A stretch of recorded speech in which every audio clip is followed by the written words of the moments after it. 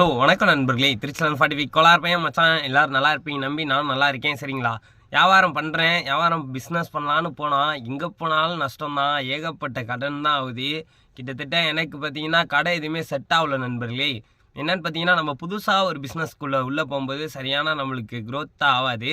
ஒரு 6 மாதம் அவன் கடை பிக்கப் ஆக, அதுவும் இல்லாமல் கடை போடுறதுக்கு சரியான இடம் இல்லை. எல்லா இடத்துலையுமே பார்த்தீங்கன்னா சந்தையில் நான் முன்னாடி ஒரு 2 வருஷத்துக்கு முன்னாடி போட்டது எல்லாமே மெயின் கடை. இப்போ பார்த்தீங்கன்னா நமக்கு எங்கே போனாலுமே மெயின் கடை கிடைக்கிறதே ரொம்ப கஷ்டமாக இருக்குது. ஒரு ஓரம் சாரமாக தான் கடை தராங்க. அதனால் பார்த்தீங்கன்னா நிறைய தோல்வியை சந்திச்சுக்கிட்டே இருக்கேன். டெய்லியும் கிட்டத்தட்ட இப்போ ஒரு மாத காலமாக நான் வியாபாரம் பண்ணிகிட்டு இருக்கேன். கிட்டத்தட்ட எவ்வளோ நஷ்டமாயிருக்குன்னு பார்த்தீங்கன்னா ஒரு 10,000 கிட்டக்க இழந்து தான் இருக்கேன். இன்ன வரையுமே நான் ரொம்ப ஃபினான்ஷியலாக ரொம்ப டவுன் ஆகிட்டே தான் இருக்கேனே தவிர ரொம்ப க்ரோத் ஆகலாம் இல்லை. சரிங்களா, இதில் பார்த்தீங்கன்னா எனக்கும் ரொம்ப அடி ஆகிட்டே இருக்கேன். என்ன பண்ணுறதுனே தெரில. பட் இருந்தாலும் இந்த பிஸ்னஸை அடுத்த லெவல் கொண்டு போக என்ன பண்ணேன்னு எனக்கு தெரில. உங்களுக்கு தெரிஞ்சால் மறக்காமல் கமெண்ட் பண்ணுங்கள். சரிங்களா, முடிஞ்ச அளவுக்கு கொஞ்சம் வீடியோவாச்சும் சப்போர்ட் பண்ணுங்கள். முன்னாடி கொடுத்த சப்போர்ட் நீங்கள் தரதில்லை. நான் சரியாக வீடியோ போடலன்னு நிறைய என் ஃபேமிலி சொல்கிறீங்க.